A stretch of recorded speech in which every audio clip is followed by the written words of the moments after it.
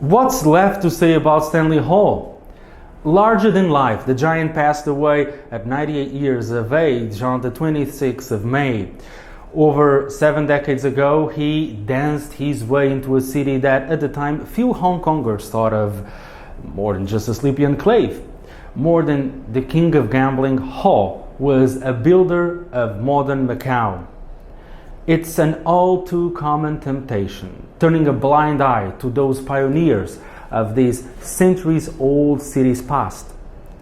The boom we witnessed from 2004 on was only possible because of the political and economic foundations laid by key actors who shaped the evolution of things in the second half of the 20th century. There were people of Macau, and not only from Macau, from all walks of life, with roots in China and Portugal, community and business leaders. And among them, one man undeniably stands out: Stanley Ho, a man who wisely aligned his self-interests with those of the wider community of the city, of China, of Portugal. With Stanley Ho's departure, we are bereft of the last of the 4 patriarchs of post-World War II Macau, along with Ho Yin, Maman Kay, and Choi Dai-kay. As the city grows anxious to come to terms with the as yet unknown post-COVID-19 new normal, Ho's farewell serves too as a reminder of something really important, of the city's roots. In an interview with TDM, rebroadcast at the time of his death, Stanley Ho said, "I virtually promised the moon, and I fulfilled all my promises." That might sound like an overstatement, but what Dr. Ho achieved is in fact an unprecedented and unrepeatable feat. It was no small step for a man, and he paved the way for Macau's giant leap to the moon. There's been a lot of talk about economic diversification. It might seem like a buzzword, but it's way more than that. As highlighted in this month editions of Macau Business, in this month's special feature, it's an imperative for local authorities. Yet one must not forget that the behavior of private enterprise cannot simply be dictated top-down. In Macau, we've witnessed wave upon wave of failed attempts to push for diversification, both pre and post handover. The industrial parks seem to be a way forward, but failed to deliver significant results. More recently, creative industries, traditional Chinese medicine, and new financial services have stolen the limelight in talks on diversification. With the new chief executive, there's a reinvigorated focus.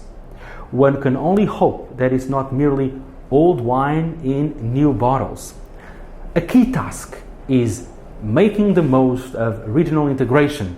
Ho Yat-seng's maiden policy address made the case in a perhaps unprecedented crystal clear way for Hongqin as the way forward, even flirting with the dream of Hongqin becoming a second Macau. A renewed, more pragmatic and business-oriented approach to the joint development of Hongqin is welcome. It needs to be followed up with more attractive conditions and arrangements for Macau's firms and its citizens, to encourage them to be less half-hearted and skeptical when it comes to the neighboring island. Authorities in Zhuhai should also wholeheartedly embrace the island as a natural and mutually beneficial extension of Macau's economic space.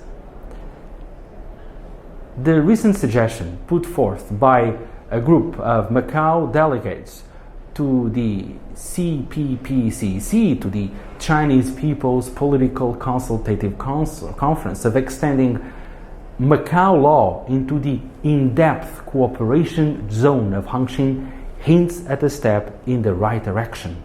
It's about time we get Hongqin right. In the meantime, elsewhere, these are times of brinkmanship. One cannot underestimate the risks inherent in the highly tense situation in Hong Kong. The neighboring SAR has been dragged into the epicenter of the heightened US-China rivalry, and this is worrying. We're still in time to take a step back from the brink.